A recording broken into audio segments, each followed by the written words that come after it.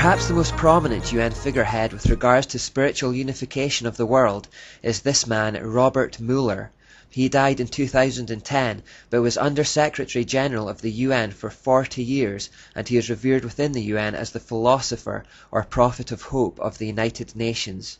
His spiritual viewpoints were quite clear. He said, "We must move as quickly as possible to a one-world government, a one-world religion, under a one-world leader."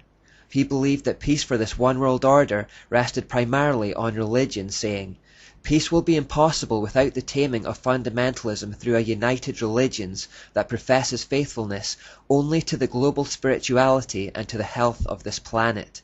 He also said, "My great personal dream is to get a tremendous alliance between all the major religions and the UN."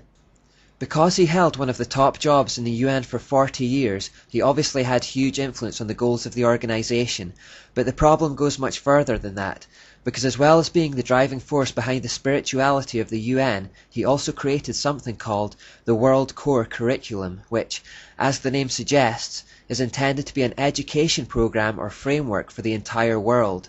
He is therefore also known throughout the world as the father of global education. Not only this, but he actually established specialist Robert Mueller schools where his educational ideas could be taught in their purest form. There are over 30 in existence and more are being established each year.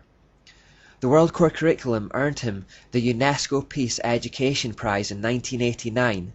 Now, since UNESCO is just an NGO of the UN, that seems a little meaningless to give yourself an award, but anyway, following the plaudits he received from within the UN, he also drew up a framework for world media coverage, as well as a framework for planetary and cosmic consciousness, and a framework for arts and culture. Basically, these are plans for how they might dominate the information flows to influence the mindsets of the world. My focus is the World Core Curriculum because the idea was that the UN issues this document to the nations, who then use it as the framework for their own regional school curriculums. By this method, all the schools around the world would start teaching their kids the same ideas about life. The coming generations would then have the same worldview and the same attitudes for the New World Order. Robert Mueller said of it that we must steer our children toward global citizenship, earth-centered beliefs, socialist values, and the collective mindset which is becoming a requirement for the 21st century workforce. He went on to say, "A World Core Curriculum might seem utopian today.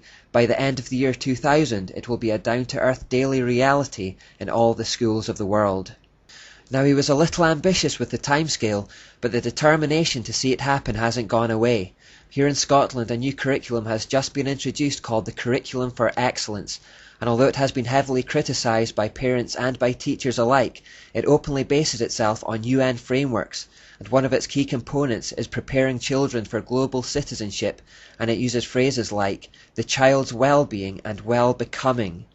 Most people wouldn't pick up on that, but we know from the evolution part that the word becoming is an occult term for the evolution towards godhood. So if this World Core Curriculum is to be the source for national curriculums around the world that will be taught to coming generations of children, we need to find out what's in it. Robert Mueller wrote in the World Core Curriculum notes that the underlying philosophy upon which the Robert Mueller School is based will be found in the teaching set forth in the books of Alice A. Bailey. The school is now certified as a United Nations associated school providing education for international cooperation and peace. So this whole curriculum that is to be implemented around the world and which is to be fed to every child on the planet to prepare them for a one-world government rests upon the philosophies of this one woman called Alice A. Bailey. We better find out more about her.